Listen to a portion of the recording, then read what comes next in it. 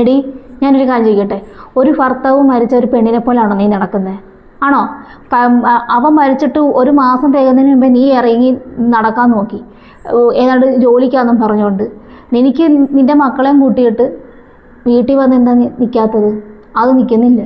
ഇത് വല്ല വാടകയ്ക്കോ ഇറക്കുറ്റിക്കോ എങ്ങനെയെങ്കിലുമൊക്കെ കൊടുത്തിട്ട് നീ അവിടെ വന്ന് നിന്നൂടെ? അപ്പോൾ അവൾക്ക് ഒറ്റയ്ക്ക് താമസിക്കണം പിള്ളേരുമായിട്ട്. എന്നിട്ട് ഏതൊരു തുണിക്കടയിലോ എവിടെ കണ്ടൊക്കെ പോയി നിൽക്കുകയും ചെയ്യുന്നു. ഒരു ആരുടെയും വീട്ടിലും വരുത്തുമില്ല, ഒരു വിശേഷം ഉണ്ടായാലും വരുത്തില്ല, ഒന്നുമില്ല. നീ ഈ വീടും കെട്ടിപ്പിടിച്ച് പിള്ളേരോട്ട് നടപ്പാ.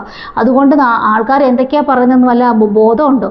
ബന്ധുക്കാരും നാട്ടുകാരും ഒക്കെ പറഞ്ഞ് മനുഷ്യന് നോവുന്ന രീതിയിലുള്ള വർത്തമാനങ്ങൾ അവർ പറയുന്നത്. എനിക്ക് വയ്യ. അവർ എന്തൊക്കെയാണ് പറഞ്ഞുണ്ടാക്കുന്നതെന്നറിയാവോ? എന്നാൽ പിന്നെ ഒരു കല്യാണം കഴിക്കുക, അത് ചെയ്യുന്നില്ല. ഇത് നിൻ്റെ ആങ്ങളയ്ക്ക് പോലും പുറത്തിറങ്ങാൻ പറ്റാത്തൊരവസ്ഥയാണ്. എന്താണ് ഒറ്റയ്ക്ക് താമസിക്കുന്നത്? പിള്ളേരും കൊണ്ട് എന്താ ഇങ്ങോട്ട് വരാത്ത? ഏതാണ്ട് ജോലിക്ക് പറഞ്ഞ് പോകുന്നുണ്ടല്ലോ എന്നൊക്കെ പറഞ്ഞ് ഓരോരുത്തരും ഓരോ കുത്തുവാക്ക് കേട്ട് നിൽക്കുമോ ഞങ്ങൾക്കിനി വയ്യ കേൾക്കാൻ. അവനാണെങ്കിൽ അതുപോലെ തന്നെ അവൻ്റെ പെണ്ണുമ്പോളെ വീട്ടിൽ നിന്നുള്ള ആൾക്കാർ മൊത്തം അവനോടെ ചോദിക്കുന്നത്, പെങ്ങളെന്താ വരാത്ത?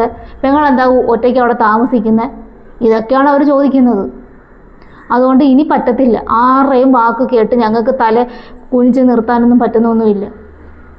അതുകൊണ്ട് ഞാൻ പറയുന്നത് കൊണ്ട് കേട്ടച്ചാൽ മതി. നല്ലൊരു ബന്ധം ഒത്തു വന്നിട്ടുണ്ട്. അങ്ങനെ അയാളെ കല്യാണം കഴിച്ച് ഇവിടെ അങ്ങ് താമസിച്ചോ, ഒരു കുഴപ്പവുമില്ല. ഇത് ഒറ്റയ്ക്ക് പിള്ളേരെയും കൊണ്ട് അവിടെ ഇഷ്ടത്തിന് അവിടെ രീതിക്ക് നിൽക്കുക. ആർക്കും ചോദിക്കാൻ വേണ്ട, പറയാൻ വേണ്ട, ഒന്നും കേൾക്കുകയും വേണ്ട. എന്നാൽ ബാക്കിയുള്ളവരങ്ങ് കേട്ടോ എന്നും പറഞ്ഞുകൊണ്ട് ഇനി പറ്റത്തില്ല. അവൻ തന്നെയാണ് എന്നെ ഇങ്ങോട്ട് പറഞ്ഞു വിട്ടിരിക്കുന്നത്.